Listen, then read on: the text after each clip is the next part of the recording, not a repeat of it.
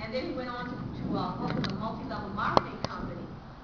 And within that company, in an extraordinary 12-month period, he made it to the top rank in 12 months. I think that's phenomenal for anybody to do. Then he joined another multi-level marketing company, and it was dealing with travel. And it was there he began to formulate his idea for his new business venture. And I could stand here and probably give you a whole bunch of accolades about how wonderful he is, but I don't have time to do that. But what I will tell you is, as an individual, he's a futurist, he is a pace setter, he's an excellent leader, and truly, truly, truly, he's a visionary. And we all know that without a vision, the people will perish. So it's his first time here in Maryland with us. Please stand to your feet, put your hands together, and help me welcome the CEO and President of Pro Travel Network, Mr. Paul Henderson. Mr. Henderson.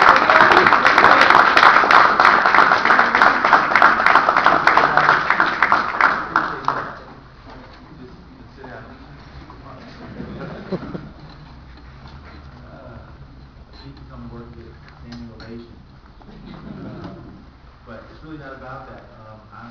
One of the things that I really like to give people when I get in front of them and talk about pro travel is that I'm just an average guy that went through a lot of adversity, but just kept on going, and eventually I ran into opportunity.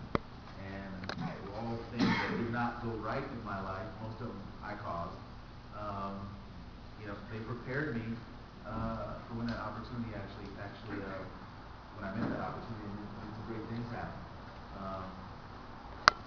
One of the neat things about being the president of Pro Travel Network is I get to meet a lot of people from all walks of life, and I know a lot of them. When I talk to them, depending on where they come from, they think it's possible, they think it's impossible. They think, well, maybe I can get a little bit of that. Some may think I can get all of that. Everybody comes from a different place, and it's really important for everybody to know right up front that anybody and everybody can or does have the capacity to be successful. We all have that. I am no better than anybody in this room. One of the things I always joke about, and I know it's a little crude, but when I woke up this morning, I did everything that you did.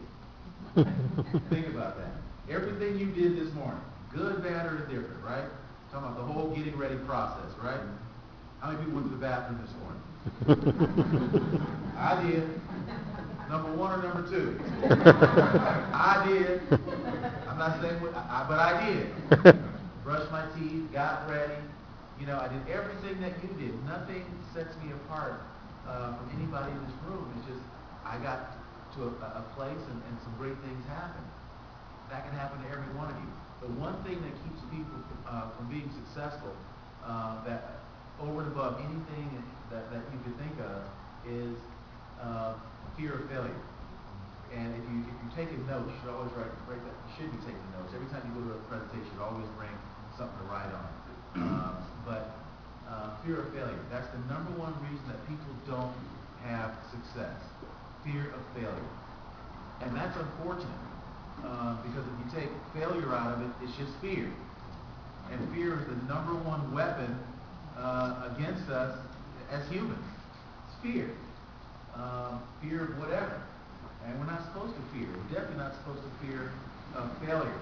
The funny thing about fear and the funny thing about failure is when you fear failure, you set yourself up for failure.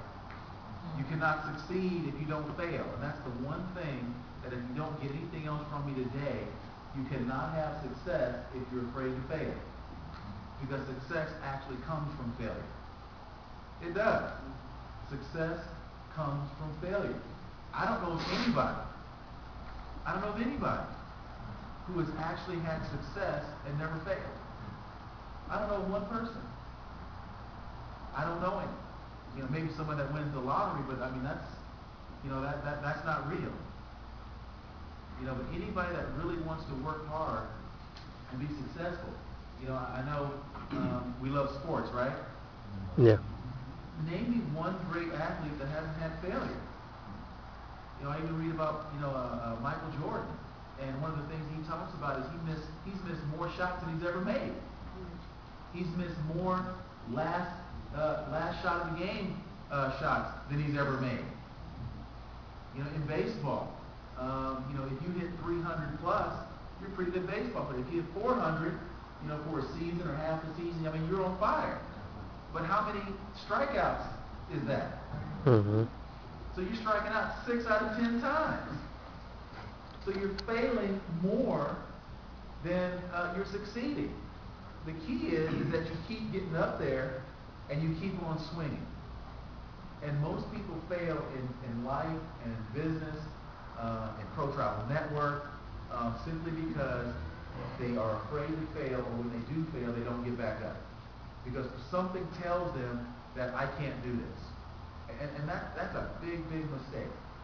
And so what I want to start with this morning, as I go on this presentation, I didn't know if I was going to do the presentation this morning or somebody else was. I don't have a problem doing it, so I'm going to do it. But since I am going to do the presentation, I'm going to be training in the presentation at the same time, because based on the numbers, it looks like we have kind of an even mix of guests and reps, maybe a few more reps, because some will come from some other areas. So I need to talk to you even more than I need to talk to brand new people who are guests, because you are the ones that help them. And so I want to really skew the presentation to those who are already in the business, so you fully understand what it takes to take it to the next level, and also take care of the brand new ones that come in and see the opportunity. The first thing I want to talk about, and many of you have heard it before, but in order to have success, before we even talk about Pro Travel, this could be any opportunity. It doesn't make any difference. I'm a firm believer that whatever opportunity you've ever been in, you could have had success if you really wanted. If you really wanted, you could have been successful. In the last company, in the one before that, in the one before that. There's some barriers that you need to break through to achieve success in whatever it is that you're trying to have success in. And one of the most important things that you need to get over is this thing, and I know a lot of you have heard, it's called the emotional roller coaster. You've all heard that, right? If you haven't, just write this on your piece of paper. The emotional roller coaster takes a lot of people out. It just does. It takes a lot of people right out of life, relationships, and all kinds of other things. It's the description of the high when things are good. When you first meet somebody, you're high, right? When you first look at the presentation, you see all the money and the fun. You're high, right? You're as high as you can be. Here's the problem with that. As high as you can go, you can fall just as far. That's a problem.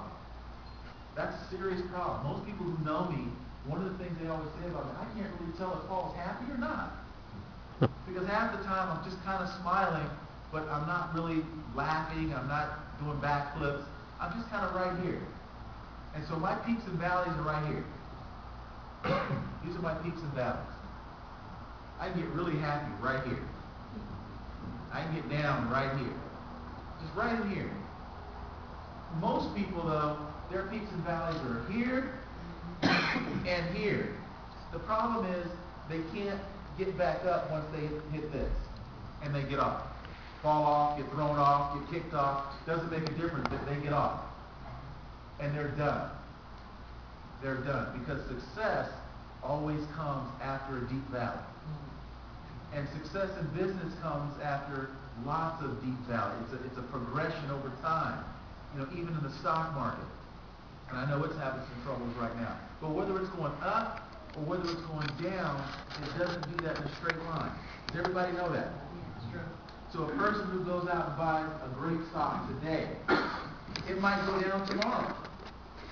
And a person who's like this will sell because it went down a little bit, and oh no, what did I do? I bought it today and it went down tomorrow. But then the next day it might go back up. And you sold it, so you're not going to get the gain when it goes back up. But if you step back and don't look at it every day, but look at it once a month, then all of a sudden you don't see the big peaks and valleys that you're seeing. It's more like this. And then if you step back like 3 months or 6 months or a year, it almost looks like it's going straight up.